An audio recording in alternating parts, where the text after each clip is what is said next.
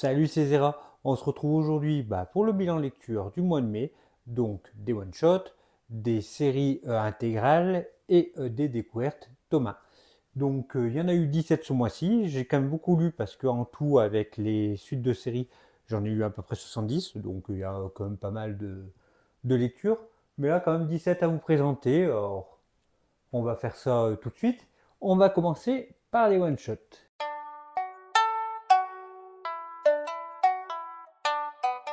Alors on commence avec les one-shots avec du Murakami, l'oiseau bleu, hop, qui est un one-shot donc Murakami, donc on verra après parce que j'ai lu aussi Pinot ce mois-ci, mais il a fait le chien gardien des étoiles, le chien qui regardait le sud, qui sont déjà des bonnes histoires, et c'est vrai que je voulais lire ce qu'il avait fait d'autre. Et l'oiseau bleu, j'ai beaucoup aimé, le dessin qui est très beau, hop,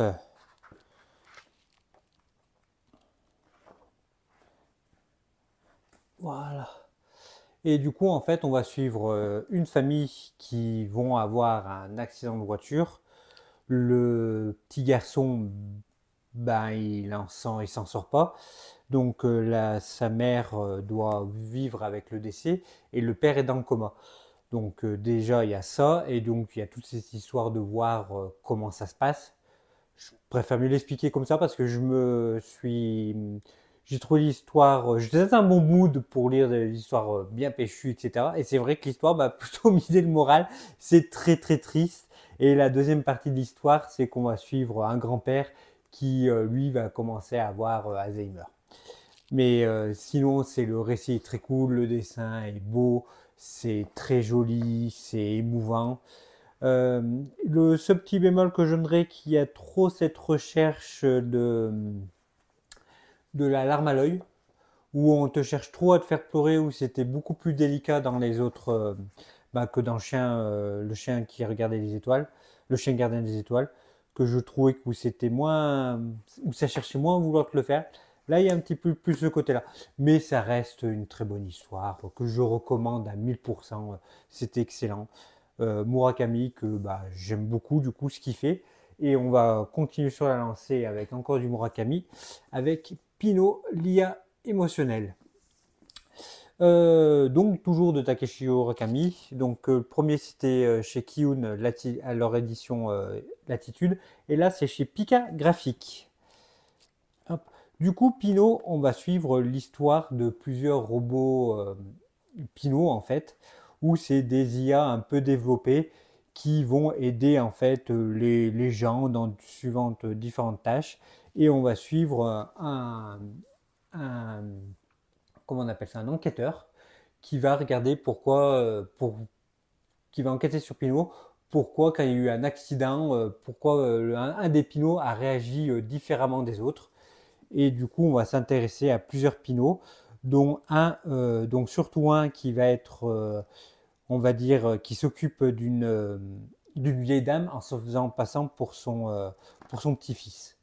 Et du coup, on va suivre toute cette histoire et c'est pareil, c'est du Murakami, hein, donc c'est très touchant. C'est de très bonnes histoires. Il y a des pages couleurs, il faut que je les retrouve, mais hop, voilà, il y a cette page couleur, elle est magnifique. Pareil, donc très bonne histoire, j'ai beaucoup aimé Pinot. Après, à la base, je trouvais que l'histoire ressemblait beaucoup au film de Spielberg qui s'appelle AI.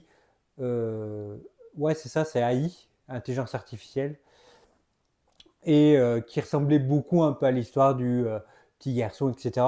Donc ça m'a pas trop dépaysé, j'ai beaucoup aimé. Ça m'a beaucoup rappelé aussi le film et tout, que j'ai du coup envie de revoir. Mais c'est très bon, très bonne histoire encore. Il y a plusieurs petits retournements de situation, etc. C'est super sympa. Le dessin, encore une fois, qui est tout en douceur, avec beaucoup de rondeur, tout en douceur, qui fait vraiment le charme de ce mangaka. Donc, s'il y a d'autres choses de Murakami, je me les prendrai parce que les 4 que j'ai eu, les 4 j'ai adoré. Donc, c'est limite 4 coups de cœur parce que c'était vraiment quatre super one-shot. Et vraiment, il y en a qui sont plus hauts que d'autres. Par exemple, le chien gardien des étoiles, c'est vraiment le meilleur, mais en même temps, c'est celui que j'ai découvert aussi le mangaka. Donc, si je l'avais découvert avec un autre tome, est-ce que j'aurais pas préféré l'autre tome? Je sais pas. Mais en tout cas, vous pouvez y aller Murakami, c'est très bon. Par contre, c'est très touchant, hein. À chaque fois, ça veut te tirer la larme, hein. À tous, je crois que j'ai eu les larmes aux yeux si j'ai pas pleuré, hein. Donc, c'est vraiment des sensibles, s'abstenir. On continue, on va passer à Old West, donc de Shiaki Maeda chez Omake Book, qui est en fait un recueil de plusieurs histoires sur le western. Donc ça va beaucoup une bonne vibe de tout ce qui est western un peu spaghetti, le bon, la brute et le truand, etc. Et c'était super sympa. C'était pas non plus le coup de cœur du coup de cœur, mais c'était très sympa, avec des dessins très prononcés que j'ai beaucoup aimé. Le dessin fait beaucoup, parce que les narrations, ça pourrait être, ouais, ça pourrait être vraiment des petits films. Il y a 5 ou 6 petites histoires, et ça pourrait être vraiment des petites histoires qu'il pourrait avoir dans des petits films. Ça n'a rien d'innovant, mais ça vaut le coup de se divertir. Si vous aimez le genre un petit peu western à la télé, pareil, c'est quelque chose où vous pouvez aller aussi dessus. C'est vraiment quelque chose de très sympathique. Franchement, c'était bien, c'était une bonne lecture. Donc voilà, pas mieux à en dire plus. Je rentre pas trop dans les histoires, mais en gros, il y a une histoire avec un Indien où l'homme va se rendre compte que bah, il faut aussi respecter un peu la nature. Il y a une histoire de poker. Voilà, c'est beaucoup d'histoires qu'on voit beaucoup dans les films spaghetti, donc je détaille pas plus que ça. Surtout que si vous voulez découvrir, vu que c'est plusieurs petites histoires d'un one shot, je vais pas en dire un peu plus, mais c'était sympa. Hop. Maintenant, on va passer au Le Monde selon Setchan de Tomoko Oshima. Donc là, on va suivre l'histoire de Setchan, qui est une fille, elle vit un petit peu sa vie comme elle a envie, elle voit des garçons, elle a plusieurs plans cul, etc. Et tout dans ce monde de société où il commence à avoir une petite révolution, etc. Et elle s'en fout, et elle devient amie du coup avec, j'ai bouffé son nom, et Akun. Donc il devient ami avec son voisin, etc. Et c'est d'une petite romance, etc. Euh, Moi, ça m'a pas du tout touché. Alors, il y en a beaucoup qui disaient qu'ils avaient bien aimé, etc. Je pense que c'était un petit peu trop social pour moi, parce qu'il y a beaucoup ce truc, qu'est-ce qu'on doit faire, etc. Est-ce que il faut aider un peu le monde? En plus, cette chaîne, je la trouve un petit peu antipathique, pas attachante, parce que bah, elle s'en fout un peu de tout. Elle vit un peu son monde, etc. C'est pas un personnage attachant. Puis il y a un truc aussi que j'aime pas, aussi que quelque chose qui me fait déjà pas beaucoup aimer les mangas dès le début, c'est que les premières pages du manga, bah tu sais déjà la fin. Ça c'est comme dans les films, hein. Quand on dit comment j'en suis arrivé là et que tu vois toute sa vie défiler d'avant, moi c'est un truc qui je trouve pas d'intérêt à suivre en fait une histoire, parce que bah tu te dis bah si tu sais déjà qu'il va se passer ça, surtout que bah je, je vais pas le dire. Si, c'est le premier, bah, c'est bon, on s'en fout, c'est la première page. C'est qu'en fait, cette chaîne, dès le chapitre 1, la première case, bah, on sait que cette chaîne meurt.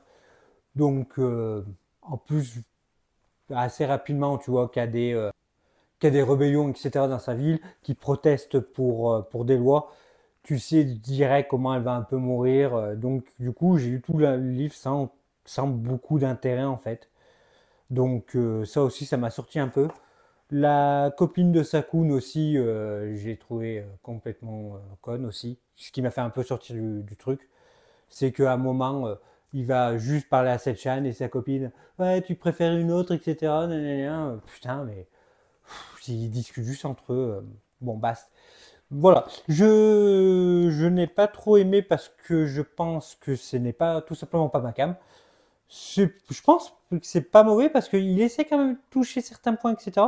Je pense pas que ça soit mauvais, mais c'est surtout que moi, ça m'a complètement traversé et que le genre, comme la narration m'a pas plu déjà de base, et en plus, les personnages, je les ai pas trouvés super attachants ni rien, je les ai trouvés plutôt antipathiques. Voilà. Donc, pas trop aimé, mais ça va être un manga que je pense que je pourrais faire essayer à des gens, pourquoi pas. Donc ça sera mis de côté celui-là. on continue donc avec toujours avec le lézard noir, et cette fois ça va être Ma logeuse et moi de Taro Yabe. Donc c'est un manga autobiographique mais romancé comme il dit le mangaka, et le mangaka n'est pas vraiment mangaka parce qu'à la base c'est un comique qui fait partie de ces fameux duos comiques au Japon, et il va raconter un petit peu ce qui lui arrive dans sa location. Et en fait, au Japon, vu que les parents, dès que leurs enfants ils s'en vont, et bah, souvent il y a des pièces qui restent sans personne dedans. Et du coup, ils louent. Et c'est ce qui se passe avec cette mamie qui a plus personne chez elle. Elle loue en fait un étage à ce fameux Taro pour arrondir les fins de mois. Et lui, du coup, bah, il se lie d'amitié avec sa logeuse. Et c'était une très belle histoire. Alors c'est vrai que le dessin est très minimaliste, mais ça fait quand même le taf, malgré que ben, l'histoire aurait pu être plus, on va dire, prenante s'il y avait plus d'effets sur les minois, sur les visages qui tiraient plus l'émotion. Mais c'était très très bien, c'était même très très bon. Les personnages sont attachants, la mamie est attachante, ça fait rire, ça fait pleurer, Alors ça fait pleurer, moi ça ne m'a pas fait pleurer, ça m'a même pas trop mis la main à l'œil, mais ça cherche à tirer les sentiments de façon bienveillante, très, très histoire très sympa. Euh, Mine de rien, ça se lit très très lentement. Je crois que j'ai mis 3 ou 4 jours pour le lire. Ben parce que il faut le savourer. C'est un manga qu'il faut le savourer. Et non, j'ai bien aimé. C'était un bon manga aussi. Et c'était très très bien. J'ai l'impression d'avoir dit très très bien à la fin de tous les one-shots. Donc on continue avec le voyage d'Ursulune de Haut. Et c'est la rue de Sèvres, leur collection avec le renard doré. Donc petit one shot, pareil, alors ça va être considéré comme du jeunesse, où on va suivre en fait le voyage donc d'Ourselune, c'est un ours avec une tache, et de son ami la corneille, qui est du coup une corneille, hein. Et du coup on va suivre leur aventure pour rechercher d'autres ours, parce que Ourselune est tout seul et il recherche d'autres ours. Et c'est une histoire qui est vachement sympa, autant lue par des enfants que par des adultes, parce que l'histoire a quand même un double sens que les enfants verront peut-être pas, et sûrement pas d'ailleurs, que les adultes verront et pourront apprécier aussi ce manga. Et c'est ce que j'ai beaucoup aimé aussi, parce que c'est mignon, c'est gentil, mais aussi tu as un côté un petit peu tragique qui est très très très très cool pour retrouver un petit peu comme ça. Alors tragique, c'est pas non plus hyper sombre, mais c'est style un petit peu un Disney. Donc non, c'était vraiment un super manga. Donc découverte de leur collection là du Renard Doré pour l'instant est bien. J'ai les deux autres dans ma pile à lire qu'il faudra que je lise, mais bon, on verra au fur et à mesure. Et pour finir, alors one shot, je le mets avec les one shot, mais parce que c'est un artbook, c'est l'artbook de Jiro Taniguchi, donc l'arc de Jiro Taniguchi, donc chez Casterman. Et voilà, c'est tout simplement les images et tout de Taniguchi. Et je suis bien content d'avoir trouvé parce que c'était les dessins de Taniguchi, en plus là en couleur, ils sont vraiment trop beaux. Et vu qu'en plus de Taniguchi, j'aime pas tout en narration. Par exemple, là les animaux ils sont trop chouettes. Par exemple, tout ce qui est un petit peu polar et tout, j'ai pas tout aimé, ou j'ai trouvé ça très moyen. Mais voilà, par exemple, du coup, tu as les images des polars. Et ce qui fait que j'ai quand même les dessins de Jiro Taniguchi, mais en même temps, je peux me débarrasser du coup de ces gros tomes et tout que j'aime beaucoup moins de lui. Mais voilà, là, le côté un petit peu plus polar et tout, Garodan, etc. Donc, oula, la dame est toute nue. Hop.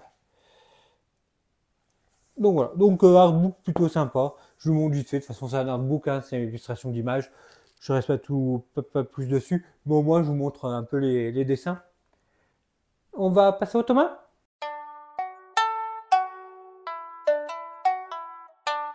Alors les Thomas, on va commencer du coup par Rave The Groove Adventure de Hiromashima chez Glénat dans cette édition grand format.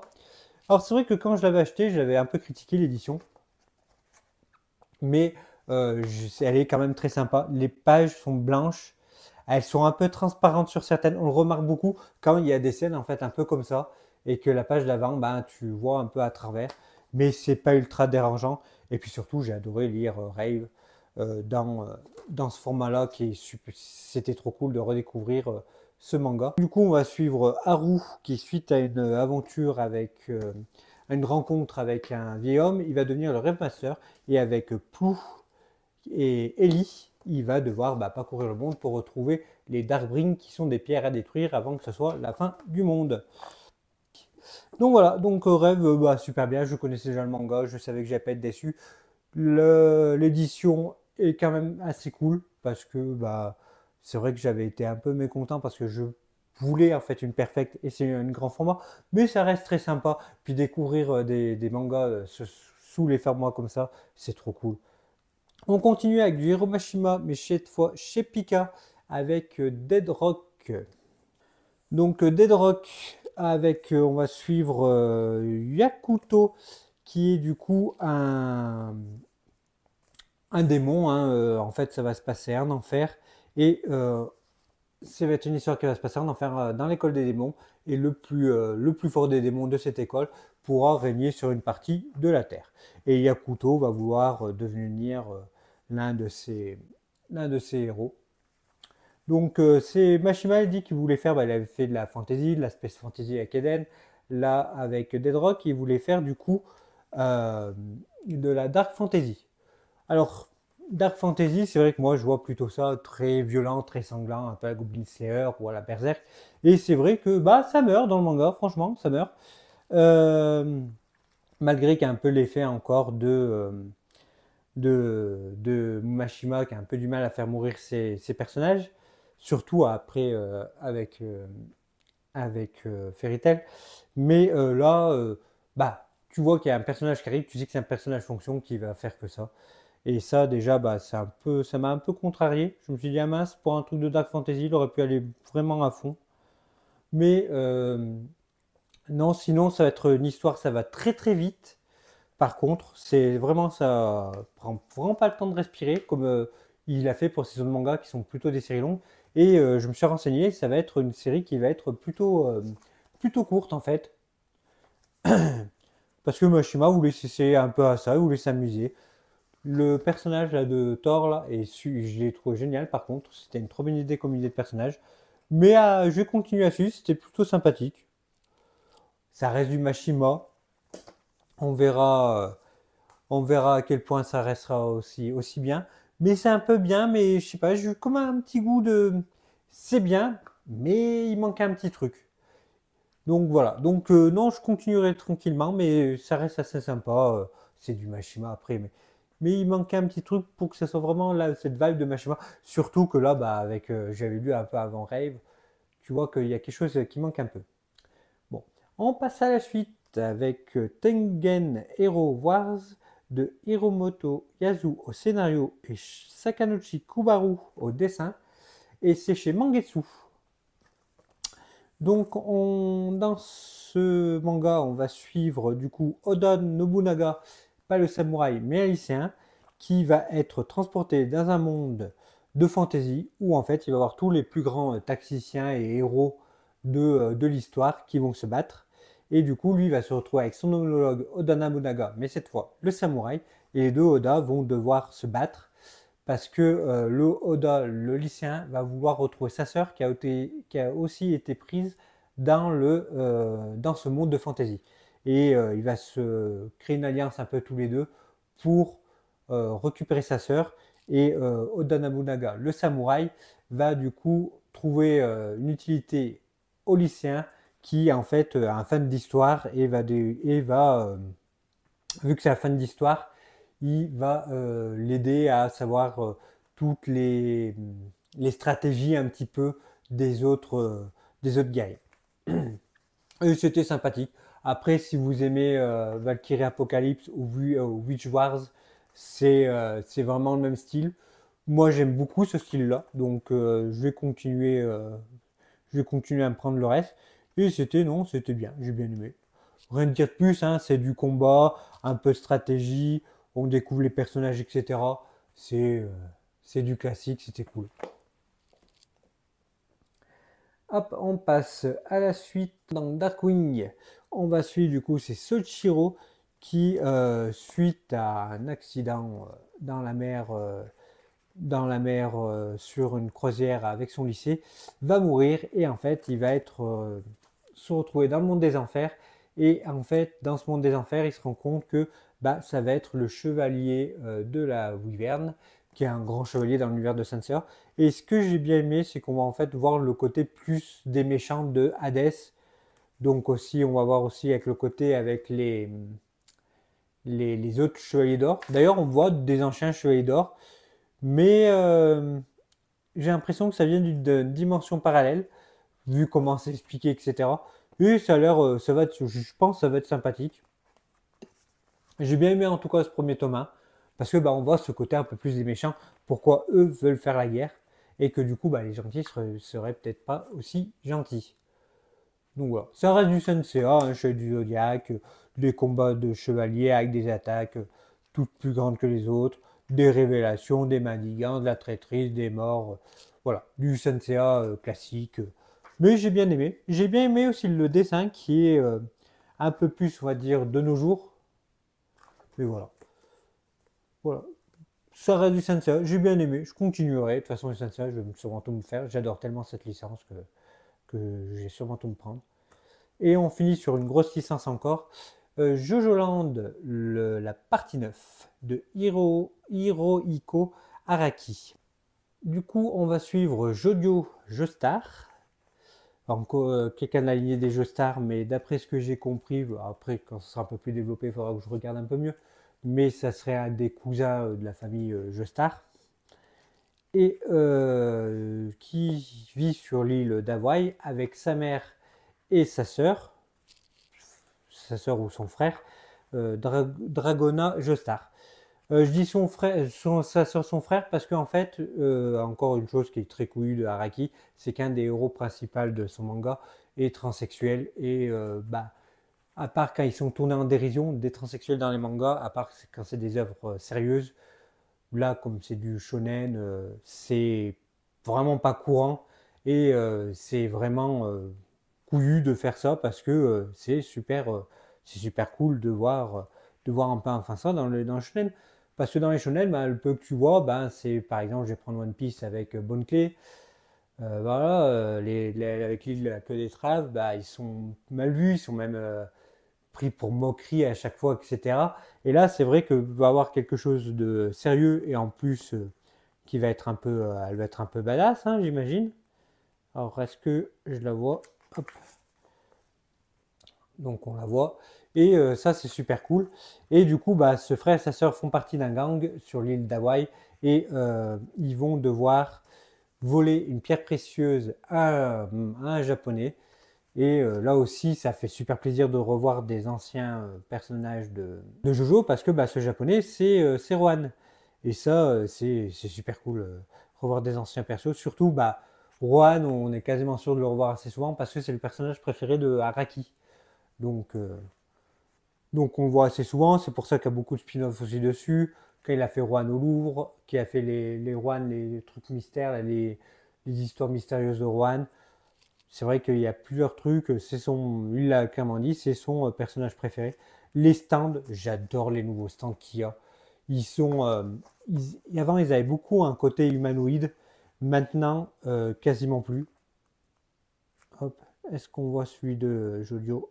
Ah si, on le voit. Ah, c'est con, c'est sur une double page avec la pluie, on voit mal, mais ah bon, on le voit derrière là. Voilà. Ou voilà, là on n'a plus de stands humanoïdes et qu'est-ce que c'est bien de voir des stands un peu plus difformes. C'est trop cool. Non, bon premier tome, vraiment dans la vibe de Araki, dans le sommet de son art. Après voir comment ça se déroule, parce que des fois Araki ça s'essouffle, comme Jojo Lyon. J'ai trouvé qu'à la fin c'était essoufflé, mais là, ouais, non, là il tapait, il te met son nouveau monde dans la gueule. Ça va être du cambriolage, En plus avec des gangs, les personnages ils sont encore toujours en couleur, c'est du Araki, c'est du Jojo, j'ai adoré ma lecture. C'était trop bien, j'ai trop hâte d'avoir la suite. Surtout que là, cette année, il va y avoir beaucoup de choses de Jojo, donc ça va être sympa.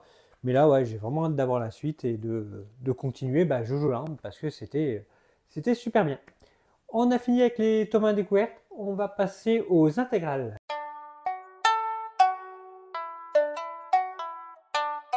Hop. Donc les intégrales, il n'y en a qu'une, j'ai lu du 1 au 5, donc tout entier, hein, de Badascope, un de Dolphin. On va suivre du coup euh, un policier qui va être, c'est Samejima, qui va être viré de la police de Tokyo et qui va être transféré dans une petite île, et son coéquipier va être un dauphin. Un dauphin costaud, mais un dauphin quand même. Hop, voilà, hop, voilà. C'est les deux premiers tomes et la moitié du troisième. C'est vraiment du gag manga, très drôle, des situations avec un poulpe qui pose des bombes, ce genre de choses, etc. C'est très drôle et tu vois que la série a été annulée et qu'à la fin c'est complètement rushé, ça part d'un truc complètement sérieux. Ça va très vite. Les pouvoirs des personnages, à la fin il dit carrément on n'a pas le temps d'expliquer, on s'en fout, on n'a pas le temps d'expliquer. Bah voilà, c'était alors les deux premiers tomes étaient excellents, la suite est nulle parce que le mangaka n'a pas pu faire ce qu'il voulait faire. Le mangaka d'ailleurs, j'ai pas dit, c'est Ryuhei Tamura qui est le mangaka aussi de Belzebub, qui est super bien. Et du coup voilà, on a une histoire complètement rushée et du coup c'est pas bon. C'est triste, mais c'est souvent dans ce genre d'histoire que c'est souvent comme ça. Donc le mangaka fait pas ce qu'il veut. Tu as une histoire bâclée avec des pouvoirs bâclés. Tu as les pouvoirs qui te présentent ça en deux cases, etc. C'est pas ouf. C'est con parce que le dessin reste assez sympa. C'est du dessin après très, très classique, on va dire. Mais, euh, mais voilà. Moi, j'ai pas aimé la fin parce que tout simplement, j'ai pas aimé le manga parce que la fin est complètement rushée et c'est nul. Et tu prends aucun plaisir à te faire bombarder d'infos, d'infos, d'infos pour que le mangaka puisse quand même mettre une fin à son œuvre. Et c'est dommage. Là, c'est quelque chose, il devrait. C'est con parce que il faut que ça paraisse dans un magazine, etc. Mais l'histoire avait du potentiel et c'est ça qui me fait chier. L'histoire avait vraiment du potentiel. Et vu que ça n'a pas eu son succès, ça a été annulé. Et c'est con parce que tu aurais eu deux tomes de plus pour expliquer deux, trois trucs de plus. Ça aurait été cool, mais c'est comme à chaque fois. De toute façon, on va pas refaire le monde. Ça a été fini en 5 tomes et c'était pas ouf en 5 tomes. Si j'ai une petite anecdote par rapport à Ryuhei Tamura. C'est un mangaka et du coup c'est un des amis d'enfance du coup au mangaka de Black Clover et aussi le mangaka de Keiju numéro 8. Et pour continuer encore l'anecdote, le mangaka de Keiju numéro 8, quand il a vu que ses deux amis avaient quand même fait succès avec les mangakas et pas lui, il a voulu dessiner un personnage à la trentaine qui se faisait un peu chier avec son boulot qui marchait pas trop, etc. Et c'est comme ça qu'est né Keiju numéro 8. Voilà, pour une petite anecdote, quand je sais un petit truc comme ça, j'essaie de vous partager. C'est toujours des petites anecdotes sympas. Moi, j'aime bien en tout cas. Donc voilà. Donc on finit sur une déception, mais on finit aussi la vidéo comme ça, avec une petite anecdote super sympathique. Je vous dis à bientôt. De toute façon, on a terminé. N'hésitez pas si vous avez des petites mains découvertes que vous avez bien aimées, pourquoi pas, à partager. Parce que des fois, quand vous mettez, moi j'essaie de regarder ce que vous mettez aussi, de regarder et quand ça me plaît, je mets dans la valise en vie. Donc à force, je vais peut-être lire ce que vous me proposez. De toute façon, bientôt, je vais faire une vidéo où on est bientôt 200 abonnés. Et pour les 200 abonnés, je vais faire une petite vidéo où je vais vous dire certains mangas de ma liste d'envie et vous me direz ceux que je dois à tout prix lire, acheter, commencer. Et comme ça, je ferai de, la découverte de ce que vous me proposez, de ce que vous me conseillez. Donc, n'hésitez pas à partager parce que je vais dans mes listes. En tout cas, je vous dis à bientôt. Je vous dis bonne soirée ou bonne journée, bon matin, comme quand vous regardez la vidéo. Et voilà, je vous dis à bientôt pour la prochaine vidéo. La bise!